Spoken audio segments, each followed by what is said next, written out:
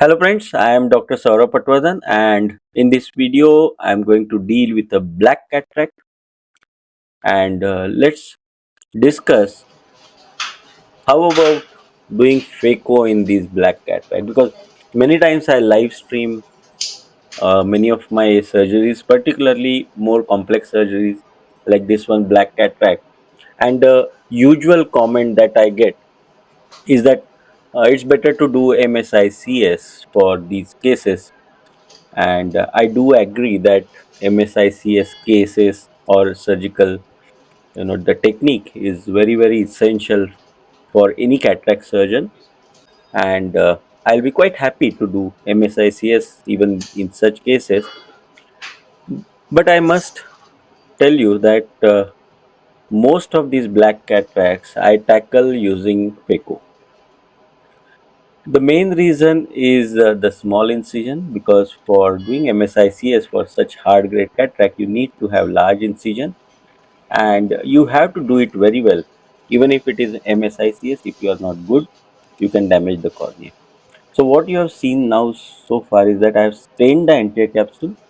I have made a not small rexis, so that's important. So we should have at least 5 to 5.5 mm rexis for these black cataracts, because whenever you rotate this nucleus, big nucleus, if you have larger size, you tend to put less stress on the zonules also. In case you want to convert to MSICS or ECC, it's easier with large rexis. Now watch here, I have kept the torsional power on linear mode, but it is increasing up to 80%. I'm using balance tip, so it's quite good amount of power. Very occasionally I have to go to 85% or 90, but most of the time 80% works quite well even with these black cataracts. Now here I am always observing if I am pushing the nucleus too much, so I have to use full power, go to the depth. So that was important. So the patience of those, that 1 minute is very important till you reach the depth with that groove, and then I'm doing the pre-terminal chop, which is my standard technique for these cases. And watch layer by layer, or what do you call multi chop. That means the Sinski goes deeper and deeper, thus creating the crack, and let the crack go till the posterior plate. So that's what I have done. And I have not stretched it too much, because that's another thing where we tend to get complication, where we tend to try to separate the two halves completely in one go, and then it puts lot of stress on the posterior capsule and the bag. So now you can see I could crack it from the other side. So there are two heminuclei now. You can grab a cup of coffee now, because it's going to be a long case. You have to be very patient in cracking these nuclei into smaller pieces. So here what I'm doing, using longitudinal power, I'm burying into the nucleus, and these black cataracts sometimes are very sticky. So you tend to try to do it at multi-level also. Try to have hold multiple times. That means once you are buried, you may still have to further give some longitudinal pulses, so you bury further inside. It's a very dense and very big nucleus. The thickness usually is like 5.2 mm, and so the chance of kind of cutting through and through is very less. So you can go deeper here, as you can see, and many times you don't tend to get a good hold unless you go very deep, because of the mere density of the cataract. And you try to go as posterior as possible while splitting, but again just keep it in mind that you should not overstretch it, because that is another reason for complication in these cases. And just watch that nucleus is getting torqued or rotated, so that's why I am burying it further, and I leave it at times if there is lot of torque on the nucleus. Because if I am not getting good hold and I still desperately try to chop it and get lot of torque, again I can damage the bag and I can get a zonular dialysis. So the main concern here is that always keep your eyes on both the things, on the chopping technique, at the same time if you are exerting a lot of pressure on the ocular structure. So that's another important thing. And here, as you can see, I'm a little bit struggling to get good hold, and that's why I'm tending to push the nucleus away. Now with this Alcon tip and this ABS tip, which has a small hole, many times we don't get a good hold. And I found that with some other machines which like for example Earthly or with Stellaris, which doesn't have this ABS system, you tend to get better hold on these particularly hard cataracts. So if you have those machines, then you might be better with chopping in these cases. So occasionally in these with when I'm using the ABS tip with the even with the longitudinal power, you sometimes do not get the complete hold on the nucleus. Now this is the most important step. I am using the Hylucoat, which is similar to Viscoat, multiple times. So I put Hylucoat, then I push some methyl cellulose into the bag, and you will find that this was the first time I did it. So I've done most of the chopping, though posterior plate is still attached, as you can see.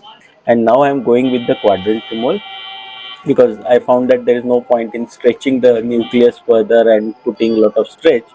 So I've now gone to quadrant removal. Now here again, after replenishing the phaco, I am trying to emulsify the posterior part of the nucleus first. So I already kind of have two heminuclei, and the first heminucleus kind of tumbled out.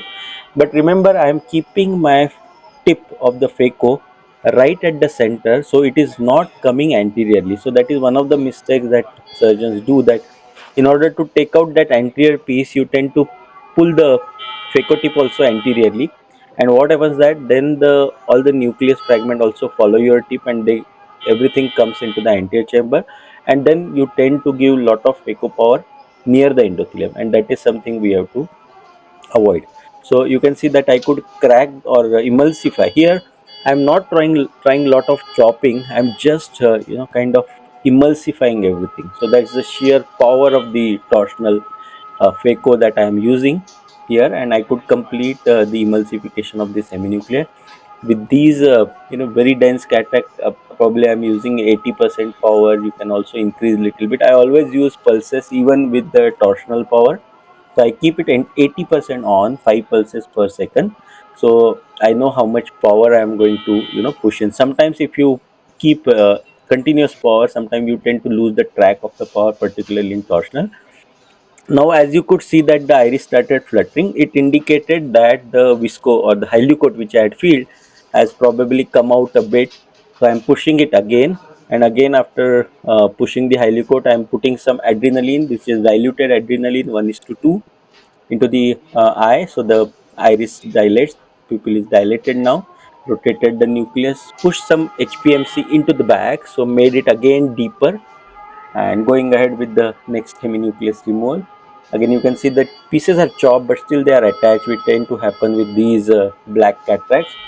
There are various techniques to complete this chop. For example, some use V-loop, some use the horizontal chopper and go around and kind of chop it completely. These are great techniques to learn.